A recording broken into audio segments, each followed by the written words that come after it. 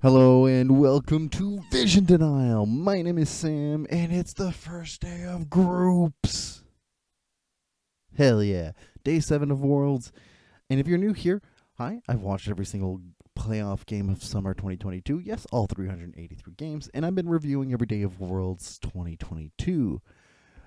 Going over all the different games, my thoughts, predictions, overall feelings of the situations, things that are, just general analytical stuff. There's been quite a bit of a stir up from expectations overall. Some games go exactly the way we expect them, others totally not at all. And, well, let's just honestly take a look through it. I'll be putting many of these particular reviews also on my TikTok, so if you want to go check that there, be happy to do so. Otherwise, let's take a look at the first game of the day. Our first game of the day is Cloud9, the first seed from the LCS versus Fnatic, the third seed from the LEC. On first glance, both teams show some very solid drafts and game plans. Cloud9 were more proactive early game garnering control of neutrals, some kills and pressure around turrets, but most of these were either countered or completely absorbed as every role was getting more and more leads and gold, while Cloud9 couldn't match that gold generation in the slightest. Once the mid-game rolls around, Fnatic pushed the tempo up, gained control of the pace, and from there on out, Cloud9 was only answering the plays, and slowly. I'm a little concerned that despite all the strong approaches to the game Cloud9 brought, they couldn't match it to balloon anything. It also concerns me slightly, but significantly less, that Fnatic played that early game so slowly when it was clear they had control of the tempo and lead. But it's minor given how cleanly they closed out the game and how much of a solid statement they made, showing they are a powerhouse. My MVP for the game is Humanoid for his ability to nullify Jensen and to put pressure on the map in a way that Cloud9 could not contend with. Our second game of the day was G2, the second seed from the LEC versus Damwon Gaming Kia, the third seed from the LCK. Can we say it? G2 lost at draft, and it baffles me that the casters looked at the two drafts and thought, Damwon was all over the place, and G2 had a solid team fight. Don't really make fun of them, but I thought that was silly. There is such a narrow window to get that kind of composition going, and if not done correctly, you end up in a scenario where you are so far behind just from damage, because Caitlyn needs turrets, and Seraphine requires a team who has consistent damage output to match the healing she gives out. Damwon Kia just took their really solid early game, attacked the points of pressure bot side, nullified it, and even before that ace at Herald, the game was pretty doomed for them. Damwon Kia, for their part, still showed some of that lack of ability to recognize how to close out a game late, as they would have had such a huge gold advantage, and opted not to dive with all of that security in hand. G2 punished it well, but at that point, with the gold difference, it was so large that the outcome was inevitable.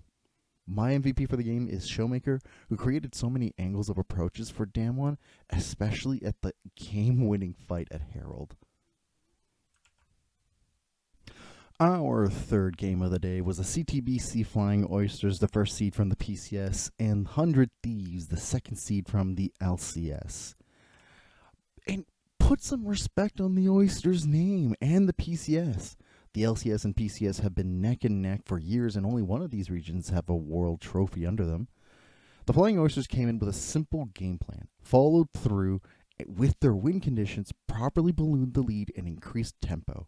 100 Thieves, for their part, mostly attempted to build up picks in avenues that would not deliver enough gold generation to justify the time.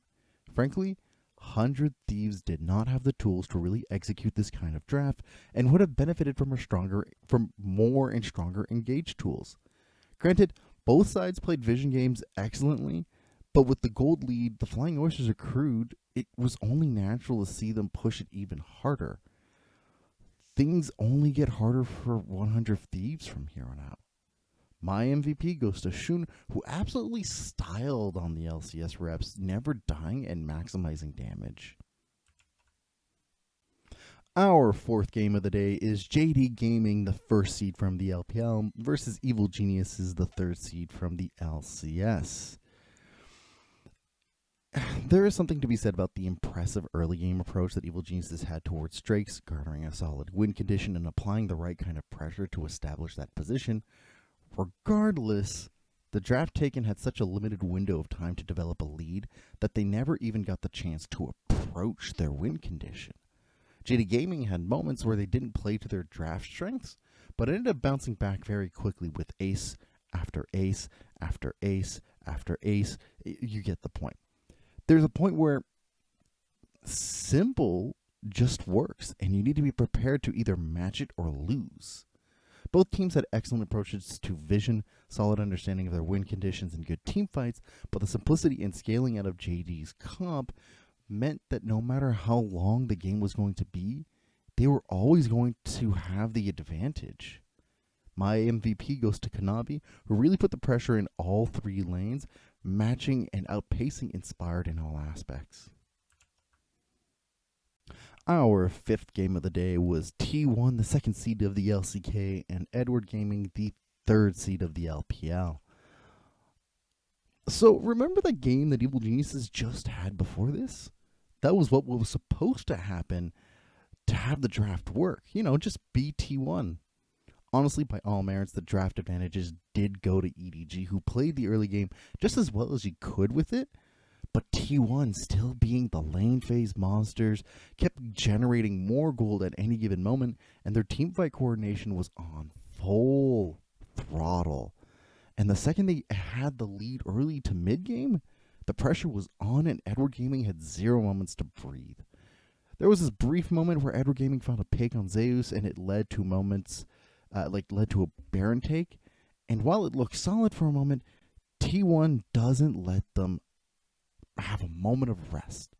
And that entire collapse to end the game early at 22 minutes is absolutely terrifying.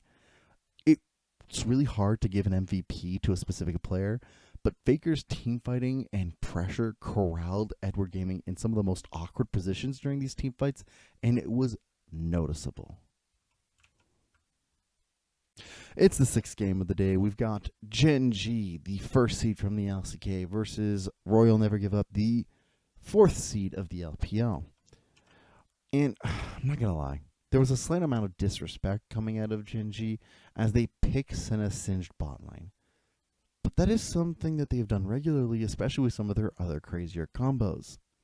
Which is why it must be commended on the preparation and proper approach to the early game that Royal Never Gave Up came through. I was also slightly worried about the Royals that they wouldn't close out the game properly, but the draft that Gen had made it so that once a deficit came through, it becomes nigh impossible to really come back unless a drastic mistake comes in. Gen.G, for their part, managed to keep up gold generation in an incredibly scary way, so much so that if they had drafted with more agency that didn't require such an early lead to be played out, there was a world I could have seen them come back into this game. It's just a matter of whether or not they'll approach the stage with more seriousness in their coming games. My MVP for the game goes to Wei, who enabled all active aspects of the early game that caused Gen.G to fall so far behind. So that day was really interesting. Yeah. Honestly, I don't think any of my expected favorites won except for the Flying Oysters. Yeah, that and Fnatic. Fnatic and the Flying Oysters played exactly how I expected things to go. And quite honestly, cool. It's day one. Things happen in day one that usually surprise a whole bunch of people before they tend to settle down a little bit. After the next 3 days, things tend to be a little bit clearer on the situations, and many of the times teams are just kind of like figuring things out. And by all means, awesome. But how do I put this? some of the teams are trying to figure stuff out in the most ludicrous ways. Like the G2 game. I quite honestly think that G2 is still a better team overall. But when you pick something that requires such an aggressive early lead, has such a low damage threshold, and you don't have any extra agency for yourself, not great. The same thing goes with Gen.G, who, for all intents and purposes, like, why would you go with it? Like, there's a thing in regards to they play it, but also, why do the Senna Singed at all? At the time when I was watching it, I was like, oh, this is hype. But thinking back on it, it's rather disrespectful. It feels more like a litmus test in the way that, like, oh, we're gonna treat this day like it's scrims, and if it goes wrong, then we just change it, as opposed to literally, like, this is the same organization that was considered one of the favorites of a tournament back in 2018 that got eliminated by Cloud9 in groups. You'd think this team would learn from its own history. Another thing is that there's a lot of older meta picks that came through a lot more often. A lot of teams are still going towards comfort before they've gotten a chance to settle, and I wonder if that's going to continue to be a trend heading in further towards, like, every single particular day of group, if that's going to be the new meta change, or if we're going to end up with the situation that is more akin to, oh, how do I explain it? Because if I look at the whole, like, I look at the champion stats for the day. Oh, apparently they don't want to show, which is really interesting. If you're looking at just at the champions themselves, there was, like, a noticeable lack of Aatroxes that were picked up or even banned, and not like a huge lack of them, but it was a surprise to even see it. There was a Silver Yumi being picked up. Heck, the Varus Tom Kench. There was a lot of different weird comfort picks, really trying to test the waters overall. And honestly, I think that's mostly what's going on. Teams are testing the waters, except for the play-in teams, right? The teams that were from the play-ins, the Royals, Evil Geniuses, Fnatic. And they're the ones who seem to have the most impressive set of plays going on. Honestly, I'm all for it.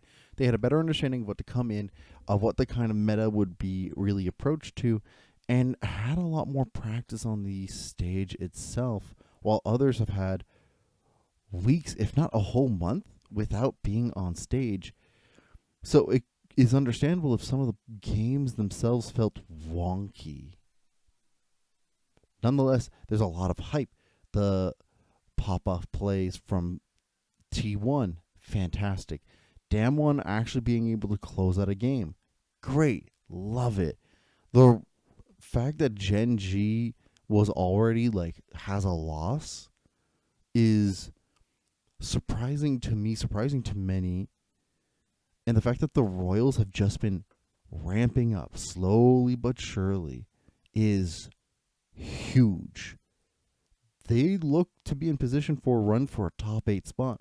Not at all what I thought during their playoff run. And you know what? Awesome. Fantastic. I'd love to see that. I would love to see that continue forward.